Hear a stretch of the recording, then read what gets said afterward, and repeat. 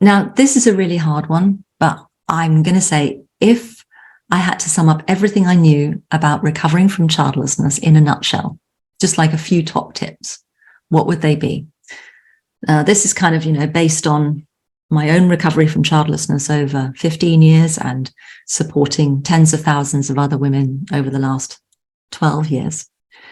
So I think number one is to really acknowledge that childlessness is a lifelong identity, just as motherhood would have been.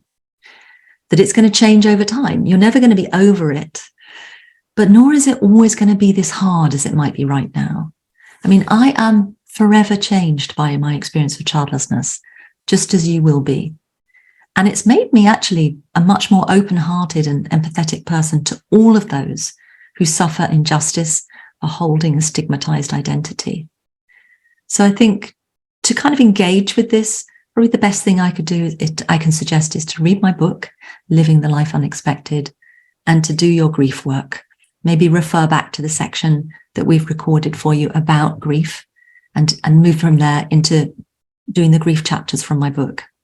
There is also a reading group for those people who are working through my book that you can join, which is part of the online community that you can find on the Gateway Women website.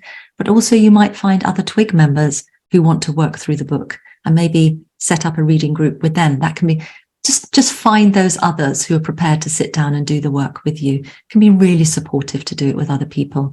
And there's actually a section at the end of each chapter that I've written, which is really to kind of prompt discussion on that chapter. So that's really good if you're hosting a reading group, because you can kind of read out that one page at the beginning of the group, and then it's something for everyone to reflect on for each chapter. So that's my first tip. Okay, number two, ending the blame game. There can be an awful lot of self-blame and self-shame around childlessness. A real sense that you've kind of fucked up your life, that you should have made better decisions, smarter decisions. You should have done them sooner. You should have been with that person. You should have not been with that person. You should have done this treatment. You should have known earlier. Hear all those shoulds. But the fact is, no matter what the story is that's brought you to this point, you have done nothing wrong by ending up childless. It's not a punishment. It's just a different way of being you, and liberating yourself from those thoughts. It takes time. A lot of it is pronatalism, but it will bring you peace and joy again. Deprogramming yourself from pronatalism, remember, it doesn't mean you're anti-natalist by doing so, will enable you to kind of be supportive of the mothers in your life, but enable you to debunk and disconnect from the toxic idea that childlessness equals worthlessness. The fact is, you were born and I was born childless and worthy. It's my intrinsic human right that I'm a childless and worthy human being. My later childlessness does not kind of mean I'm no longer a worthy human being. That's a belief.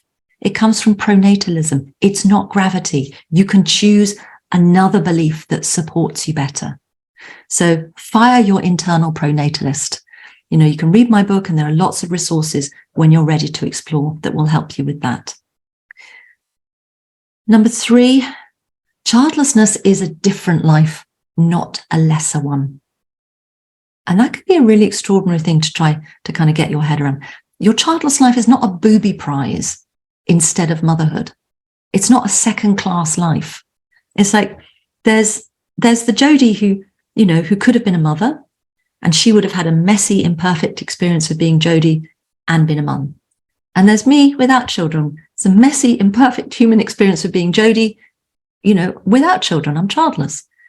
These two, one is not better than the other. They are both of equal value. They are just different.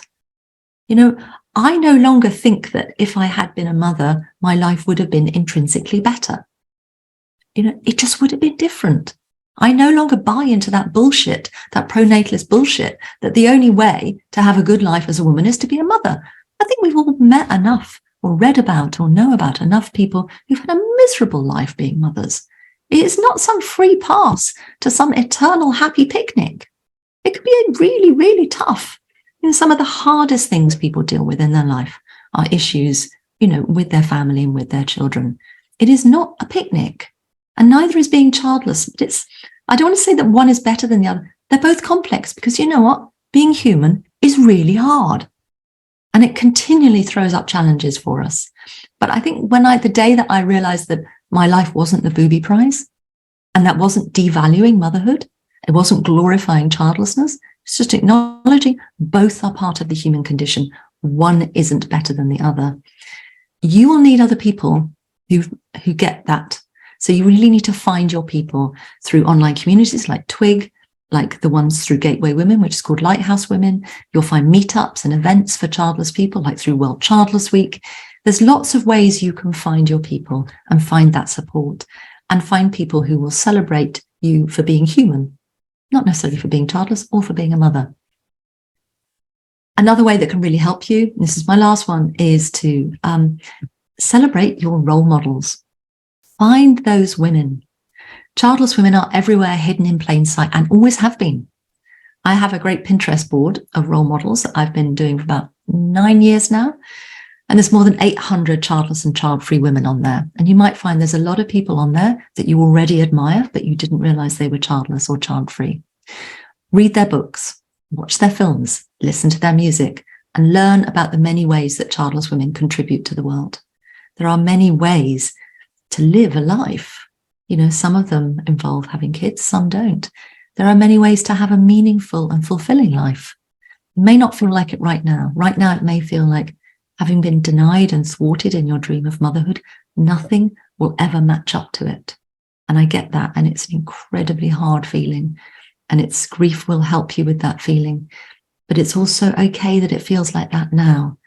I think if I had met someone like me when I was where you are right now, I might have thought, well, it's okay for her. You know, she's managed to get through this and come out the other side, but I'm never going to. It is not going to be possible for me.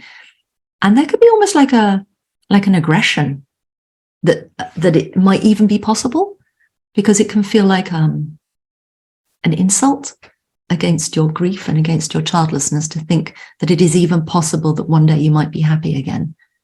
I know for me that when I started coming out of my grief, that was actually really hard for me, because I felt that my grief was actually the only thing left that connected me to those children. And I thought, who will I be without that? Who will I be without my grief? Who will I be without that heartfelt despair? Because it felt like I wanted to keep it, because it connected me back to that dream. So even, strange enough, even starting to feel better can be quite challenging. And that's why it's really important to be around other childless women that understand that, and to take really, really good care of your tender childless hearts. And you don't have to rush this. You're going to be childless for the rest of your life. There is plenty of time to learn and experiment and feel your way into this. It's not going to be a quick fix. But there are lots of wonderful things out there for you that you don't yet know about, that you don't yet imagine. I am so different to the person I was before my childlessness. In many ways, someone once said to me, and it sounds a bit grand and boasty, but that's not how I mean it. They said, it's so lovely to meet someone who's fulfilled their potential. And I hope I would have fulfilled that potential, whatever that strange word means, as a mum. I hope. I'm not sure. I think in some ways I would have been an imperfect mother as an imperfect human. But life isn't over for you. There's a new life out there waiting for you that you're going to create, and that your grief is going to help you create. So take really good care of yourself and each other through this process. And there are lots of us out there on the other side waiting to greet you with open arms and share with you what we know when you're ready. So lots of love. And thank you so much to Twig for hosting this. It's a really revolutionary thing to do. And I'm so happy to know you and to support your work. Thank you.